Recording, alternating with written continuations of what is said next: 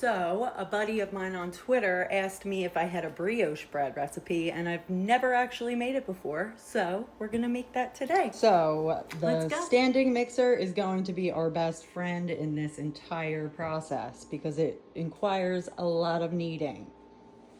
So you're gonna want 5 cups of flour, 6 eggs, a half a cup of milk, 2 teaspoons of active or instant dry yeast.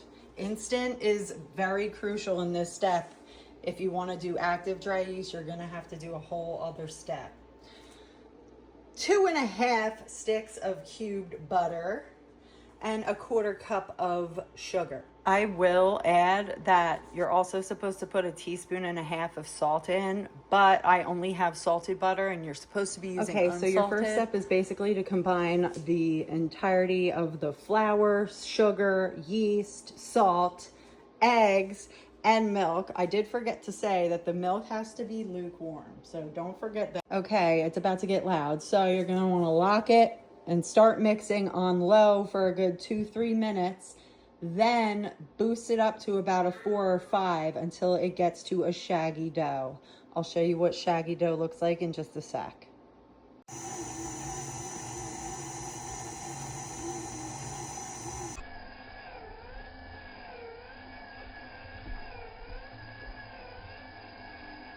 This is what shaggy dough looks like. It does not look fully put together, none of it.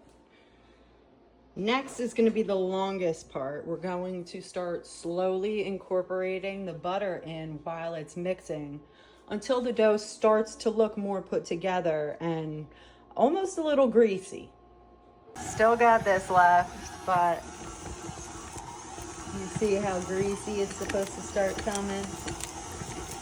You got to do this for about 10 to 20 minutes, the instructions say, until it doesn't look greasy anymore.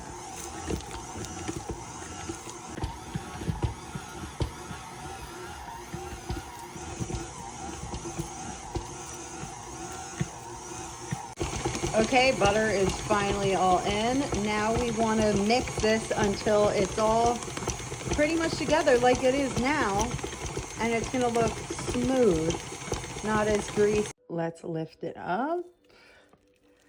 Oh yeah. Oh, geez. Oh. There we go. Look at that. Damn, she is pretty.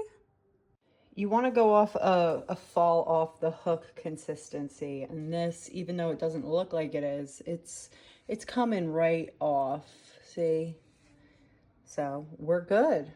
Now you just want to put it in a bowl that's greased and cover it for like 1 to 2 hours. This isn't going to rise like normal sandwich bread. You want to go for like a 50 to 70% rise. Okay, this is good to go for a second rise. We're making our first ever braided loaf. So I'm showing you that I just stretched the dough out and I'm about to braid that shit.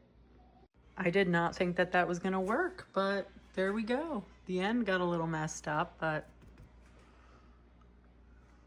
let's let it rise. She got a little bit more messed up in the transfer, but she is looking good. Now let's sit for another hour or so. This is the rise we're looking for. You want it to be really poofy. This part takes the longest. If your kitchen's cold, it's gonna take even longer. So just be patient. It's been 2 hours almost for this one.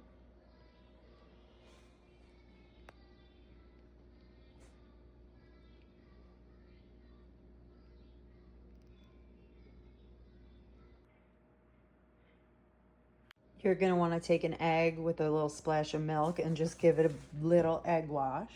And now it's preheated to 350. Put it in for about 30-35 minutes and we'll see how it turns out. This is the final product. She is pretty. Now, obviously, let it cool and then eat however you like.